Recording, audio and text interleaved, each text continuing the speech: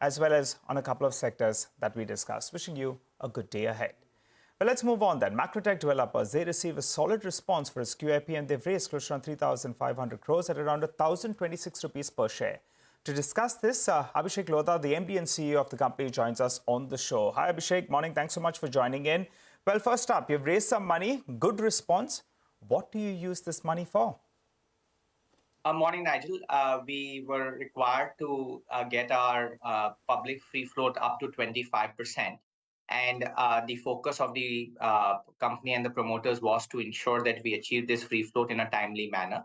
Because the company is very well capitalized and is generating strong internal cash flows, it did not have any need for primary capital.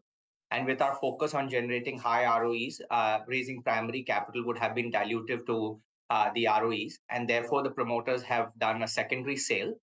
This is the first QIP done for a secondary sale in the country. And through this QIP, we've raised about 3,550 crores. There being a secondary sale, this would largely be used by the promoters for various objectives.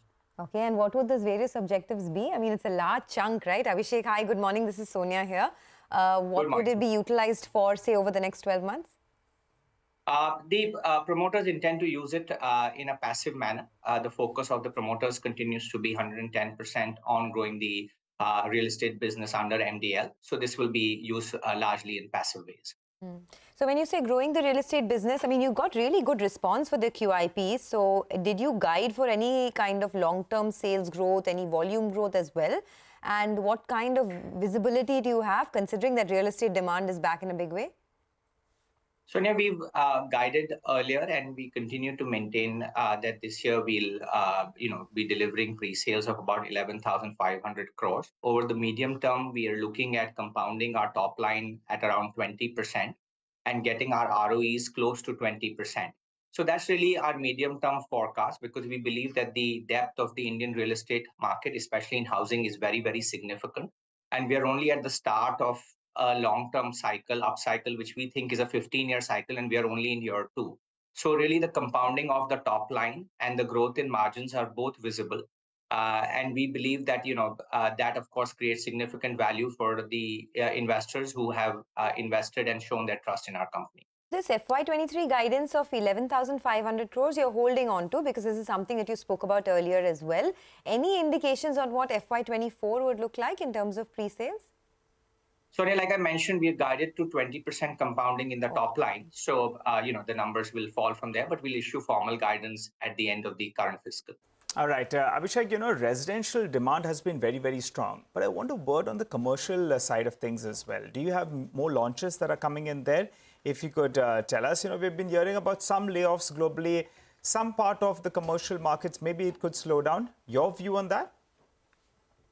We are very focused on the housing business. That has been a strategic choice the company has made, and almost 90% of our sales come from the housing business.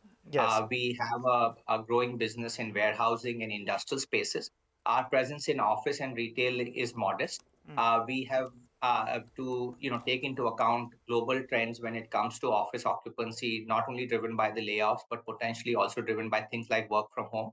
But at a more broader level, I believe that India's economy is going to do quite well over the next 10, 15 years. And therefore, office demand in India, as well as retail, or for that matter, any real estate asset class, will do quite well. You could have short-term aberrations due to factor X or factor Y. But the medium and long term is very good for any asset class in the real estate space. Abhishek, hi, morning. In Lodha's portfolio, what is the size of the commercial portfolio? Morning, Prashant. Like I said, it's very small. Okay. We typically, we don't hold too many assets on our books in the office or retail segment. Okay. I think, our investors, and the quality of the names which have been invested in our company for quite some time now, including GIC, Capital, Nomura, Ivanhoe, Cambridge, and now we've had, other strong investors like UBS, 91, which is earlier known as Investec, William Blair, ADIA, etc. come in. And they really understand and appreciate our strategy, which is a housing-focused strategy. They really like the fact that we play across all the price segments within housing, all the way from affordable to luxury. And they like the fact that we have an execution machine which is constantly focused on churning and delivering cash flows rather than holding on to asset. So really, it's a very differentiated business model, and this is what we've been recognized in the last 20 months. A real estate company has raised 10,000 crores from the world's best and most recognized investors in three separate instances: our IPO, our primary QIP, and now this secondary QIP. We've done with our capital raises. We have no more capital raises to do because we've achieved our 75% free float.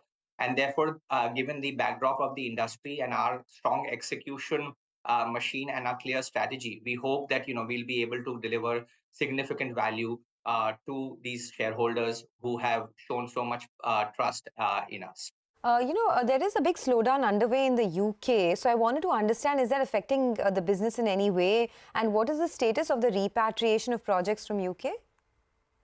Sonia, our UK projects were completed. As we mentioned in our September earnings update, we already paid off the US bond and there is no more liabilities attached to the Indian balance sheet. We have about 10 billion INR, which is required to be paid, which is required to be repatriated back to India.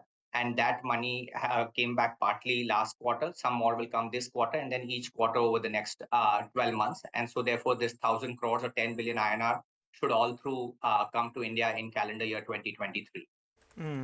Abhishek, two-part question. One is interest rates have risen a little bit. Hopefully, we're nearing the end of that. At what stage do you think it becomes a bit of a problem with regard to demand? And in the city of Mumbai, where do you expect maximum traction? I'm a little confused as well personally. What's your sense? Which part is looking the best? I look at the rentals sometimes, occupancy that is, and try to derive something, but I'll be keen to hear what you have to say on interest rates and where's the demand the best. We believe that demand is not very closely linked to interest rates. We'll have to take into account the fact that a mortgage is a 20-year, home loan is a 20-year product, and therefore the starting interest rate makes little difference.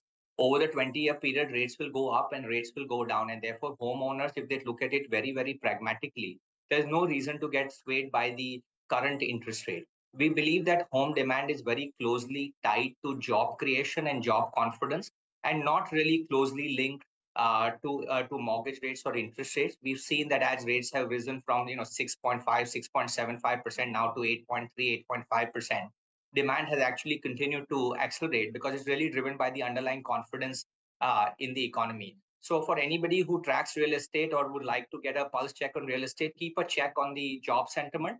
That is the best indicator of whether real estate sales and housing sales are going to grow or not. In terms of demand within Mumbai, I think, as India's commercial capital, with the quantum of infrastructure that is getting completed over the next 12, 18 months, we believe that demand across Mumbai will continue to solidify. We think Mumbai will attract more jobs as investors and companies see the quality of the new infrastructure, which is now being close to completion. And therefore, demand remains resilient and strong across all parts of the city, across different price points. The traction when it comes for 30 lakhs homes is strong. The traction for 1, 2, 3 crore homes is strong, and even above that, there is good demand. So quite frankly, Mumbai's supply-demand balance is very much tilted towards having modest supply. The supply is consolidated. Consumers only want to buy from a few very trusted names, and Lodha is at the top of that list. And therefore, sales and demand from the top developers remains quite strong. I do know that this is your business, so perhaps you'd have to say that, but let's be honest, right? I mean, I've lived in Mumbai for almost 20 years now. With the way the traffic and the pollution situation is carrying out, I think this is one of the worst times to be living in Mumbai. So we can't run away from that fact. But I take your point. I mean, you have a business to run. I have one more question before we let you go. And just reading from your press release, you said that having achieved 25% free float, the company in due course will be eligible for inclusion in various free float linked indices. Just wanted to ask you, when, in terms of a timeline, ballpark, when would you expect the stock to be added in indices like, say, the FTSE and MSCI? Sonia, Macrotech's already part of the FTSE index. And obviously, given the increased free float, there will be a change in the weightage by FTSE. They do, I think, a quarterly review or something like that.